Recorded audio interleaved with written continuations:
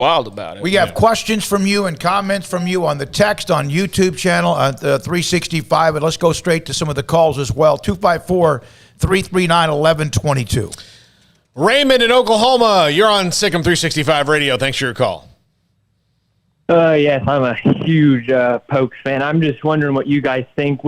Because of Oklahoma State not being academic with the Big Ten, I still think they might join the Big Ten because of I look at the wrestling program, and the only Pac-12 wrestling that comes to my mind is Arizona State. So what do you guys think about that? Well, I'm not trying to, throw a wet blanket, but the wrestling program's not going to be the difference in anything they do. Yeah. I know they have it, and they're really good at it. Oklahoma, Iowa State, some of the schools in the Big 12, it's just not everybody participates, but that's not going to push the needle in any way, shape, or form. I'm not one of those that, I'm not even a fan of any specific school in the Big 12. I cover everybody.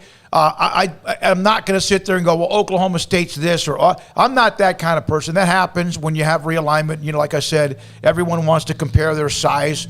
I wish Oklahoma State the absolute best of luck. I hate what's happening to them as much as I hate what's happening to TCU, Texas Tech, Baylor, and anybody else. Yeah, and I would say that's probably why Kansas and Iowa State are if they're making a push right now for the Big Ten, it's because they can say, listen, we're already American Association of Universities. We're the closest to you guys. Nobody's going to be mad about, what's the difference between, traveling to Nebraska and traveling to Lawrence? Really nothing. So, let's go ahead and book this. Let's get it done and move as fast as we can. So I think that's why those two schools are doing that. And then they don't have to make the pitch of maybe one day we will be. We'll apply. Well, there's going to have to be some concessions on the part of these conferences if they want to be mega conferences. Mm-hmm. If you're the Pac-12, you're going to have to strike down maybe some of your political leanings. You're going to have to maybe change some of your academic standings if you're a conference like the Big Ten. Oklahoma State, for example, and I have to give credit to a guy named Matthew Ray. He just randomly tweeted this, and I happened to see it searching. But according to U.S. News, Big Ten only has one school not ranked in the top 100 academically, which is Nebraska at 133. Mm-hmm.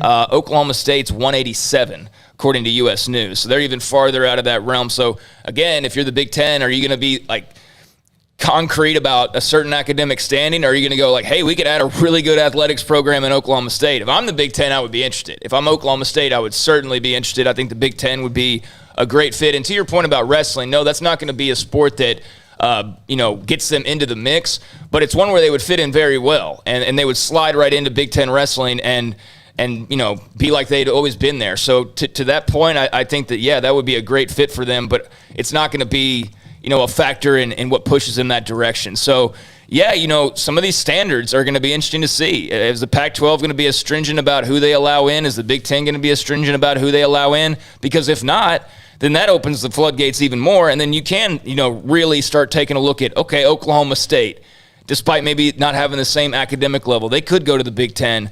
But I think Oklahoma State, I feel of the 8 schools, I'd feel towards the top as far as good feelings go if I was an Oklahoma State fan. I think you're going to be just fine in the long run. I do. I just don't know where that'll be. And again, they're going to have the academic thing is going to have to change a little bit because Texas and Oklahoma are not going to the SEC because the University of Florida is making great strides in pesticide-ready soybeans. That's not why they're doing it. They're doing it for the money they're going to make from television, from football. That's why they're doing it.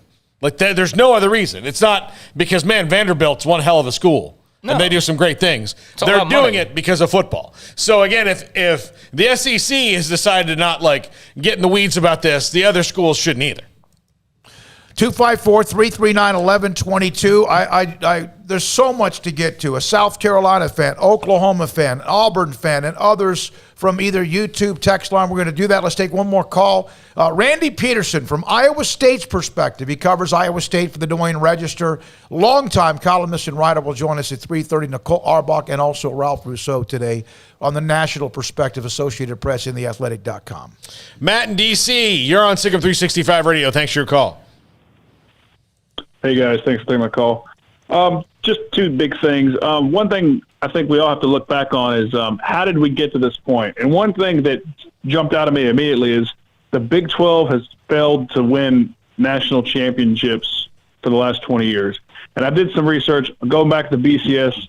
The Big 12 played in 7 title games, and we went 2-5.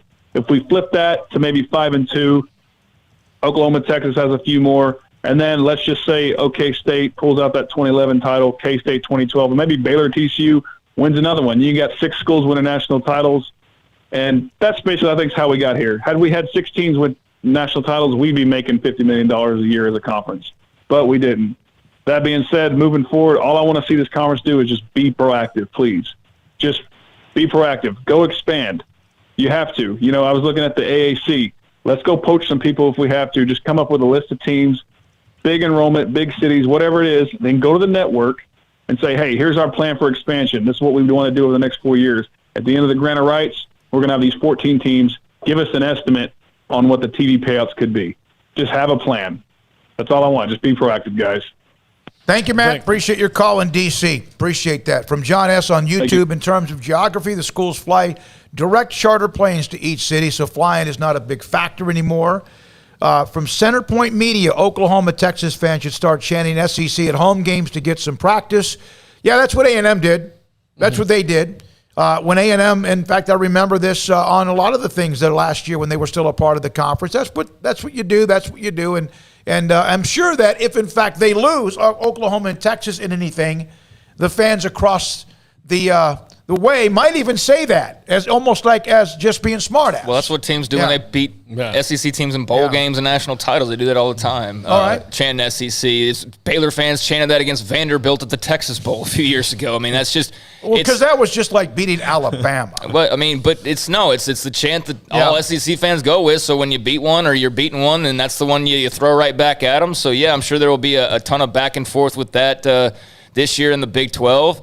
It's going to be a very awkward year. That's going to be something to see when teams are, like Oklahoma and Texas are traveling to other places. It's already spicy as it is, but I think especially now there's going to be some really personal feelings going on for a lot of the fans out there, and rightfully so. And, there's 8 teams whose futures are hanging in the balance. They're on thin, they're on life. They're not life support, but they're close to it. Paul? All right, T-Rex, you're on Signal 365 Radio. Thanks for your call. Hey, gentlemen. I mean, it's just great to follow up Matt in D.C., all great things come after something bad. Anyways, here's what I agree with your statement that wrestling doesn't move the needle, just like any other small sport. And, with all due respect to those sports, I'm somebody that goes to all those. But people just need to realize that football will always be king. And that's what matters. I mean, obviously UT hasn't won a playoff game in basketball, and who knows how long? It's hard to count that far back. I mean, I do have a La Vega education, so it's already hard enough to count. But obviously basketball, matters, but football will always be king, and then everything else comes after that. So we just got to get that out of the way. And then I agree. I want the Big 12 to be proactive. I would love for the Big 12 to stay together, but if it doesn't, Baylor has to do what's best for Baylor. I know there's everybody, and the mom talks about all those different options, going independent or joining a conference for this sport or whatever the case is. People that make a lot more money than we do will be the ones that know what's best and make those decisions. So we just got to wait it out. And that's my main point. What's it been, like a week now? I thought this would, we would realize, like, we just need to sit down and calm down. We got through it, 10 years ago. I know it's a little bit more turmoil now because now it's the Big 12 could be completely gone versus just a couple teams leaving. But I think we just need to take a seat, sit down, relax, and realize no matter what happens, there's nothing that any of us can do about it. People make a lot more money to make these decisions, whether we agree with them or not. They make the decisions. Our influence as fans doesn't mean a damn thing to them. The only thing that we can do as fans is go buy our tickets and show up to games. And in case you didn't know, Baylor fans, single game tickets are on sale if you're a Bear Foundation member right now, or you can jump on Wednesday morning at 9 a.m. and buy single game tickets. Let's sell out McLean, do your part, sell out Texas State, sell out every road game, do whatever it takes. If we want to be attractive, we have to show that we have fans that show the hell up and are loud, and we win football games. And you start winning football games when your fans show up to games. Let's do it. Do what you can, Baylor fans. We can't make the decisions behind the scenes, but what we can do is show up to football games. Sick 'em Bears. All right. Keep doing what y'all doing. I love that y'all getting nationwide coverage. Thank you, T-Rex. Appreciate you being a part of that as well. 254-339. He's right about the tickets and also packing the stadium. Baylor's not always done that, but he's right about it. No question.